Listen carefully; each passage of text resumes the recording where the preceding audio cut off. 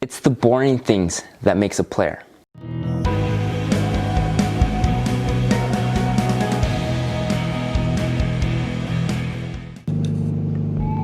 don't know if you could see it, but it's that cold inside my car in El Paso, Texas. It's 35 degrees here in El Paso. It is cold. Okay, about to head out to the gym, hit a leg workout. And I got a training session today with one of my old coaches that you guys have actually seen before on the YouTube channel. So it's gonna be pretty physical, very demanding, exciting day.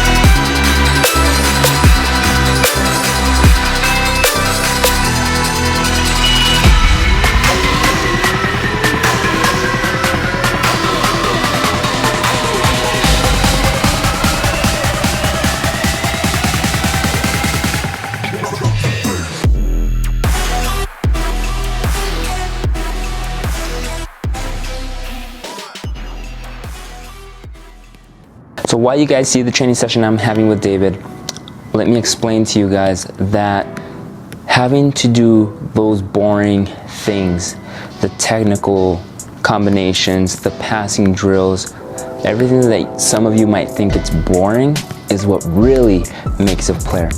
As a personal trainer with youth players, I've had quite a few every time we go into the technical drills. For example, ground passing, volleys, thigh and return, chest and return, headers, two touch, whatever requires some certain type of technical practice.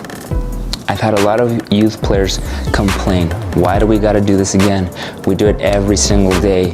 I am bored of this exercise. And even to a certain extent, youth players start answering back. Like, I tell them the reason, but they still say, why?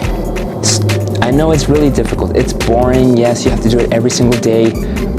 But eventually, if you could perfect that technique, eventually in a game, it's going to stand out.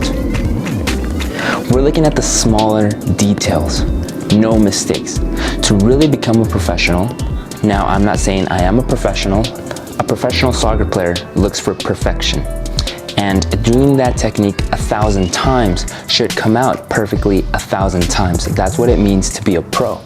So if you get bored of the boring things, like for example, working out, having to do all technical combination, sprinting, running for distance, or doing high interval training, and you just want to play games all day, then you're really not made for the professional game.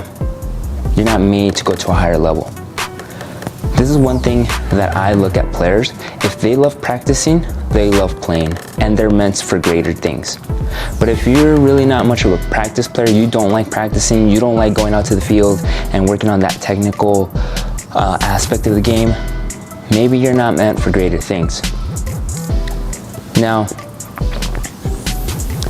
having to do it every single day, it starts getting heavy. Let me say a little story real quick. I have two boys, they're training, they're really hard workers, they're really talented, but sometimes they just don't want to put in that little extra effort of understanding the technical side of soccer to really perfect the technique. They get frustrated, they just don't want to do it anymore, and they start complaining. I completely understand. I was in their shoes too. Been there, done that. It's those small little things that if they understand how to hit the ball in the perfect form, eventually the game starts getting easier and easier, right?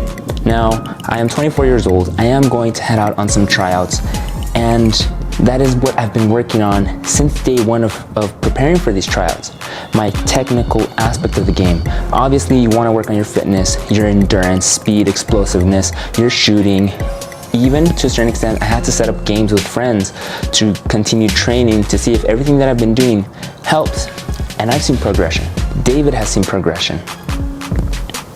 But for the few players that always complain about, small little technical drills, I don't understand this and I don't want to do it anymore. When it comes to technical training, they're really not meant for bigger things in soccer, And I definitely understand a youth player. Youth players just want to play all day. But that's not how it is. If you really want to progress to the next level of soccer, maybe it's not professional, maybe it's just making your high school team, you're making it to college, and some of you might even aspire to be professionals. It's the boring things that work, right? It's the boring things that will progress you to the next level. Waking up every morning, doing dribbling, every day doing technique training, every day doing passing drills, shooting drills, to an even extent doing team small group trainings where you have passing combinations and doing small possession games, anything around that nature. Use it to your advantage. If you could play a game at least once or twice a week, even better, but still focus on the smaller details. So it is boring. Even for me, working out is boring, but if I'm training for a reason, it all comes together. If I'm working on the technical aspect of soccer, if I'm working on the fitness side of soccer, eventually everything becomes a whole. Now, I am far from being a professional. I am still learning myself, but through experiences that I've gotten, being able to train some pro athletes and training with college and pro athletes, I've really developed that knowledge that is required to hit that level of progression. For these upcoming tryouts, I'm gonna give it my all.